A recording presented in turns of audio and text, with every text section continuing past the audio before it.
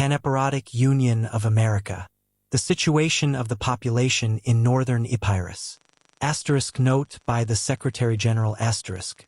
The Secretary-General has the honor to circulate, for the information of the members of the Council, a further letter, dated February 28, 1921, which he has received from the Pan-Epirotik Union in America. A copy of this letter has also been forwarded to the President of the Conference of Ambassadors.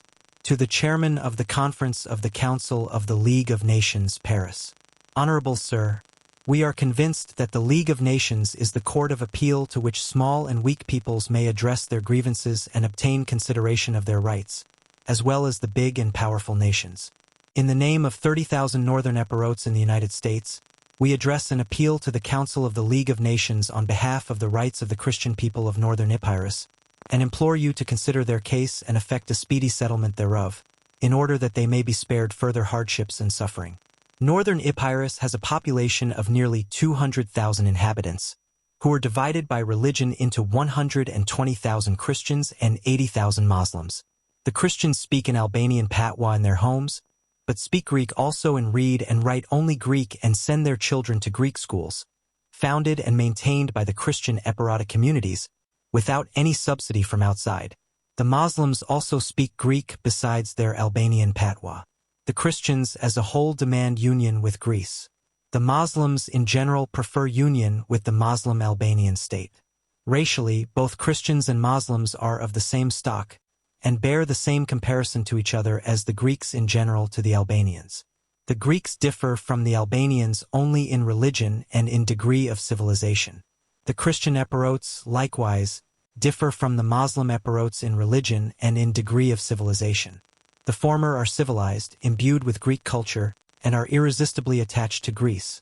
The latter are generally wild, half-civilized, uncultured, with hardly any pronounced sense of nationality, but with only a vague desire for a Muslim government. The education in the province is Greek.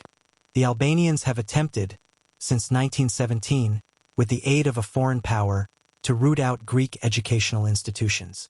But the Christian inhabitants, rather than cut off their connections with Greek culture, have preferred to keep their children at home, disregarding all perils on the part of the enraged Albanian officials. According to Amadori Virgili, there were in 1908, in the district of Ardrocastro, 7,254 Greek pupils attending Greek schools, and in the district of Karica, 4,000, as against 442 Albanian pupils for both districts. In 1913, the Greek troops defeated Turkey and occupied the entire province of northern Epirus, the people of which received them with great enthusiasm. In the same year, Sir Edward Grey induced M. Venizelos to evacuate northern Epirus, yielding to the threat of Austria and Italy that unless Greece evacuated the province, a world war might be precipitated. In 1914, the Greeks evacuated the province, and the Christian Epirots rose to arms, defeated the Albanian forces, and established a provisional government at Ardrocastro. In the spring of 1914, through the Protocol of Corfu, the powers and Albania recognized the autonomy of northern Epirus. In 1915, the powers asked Greece to reoccupy the province.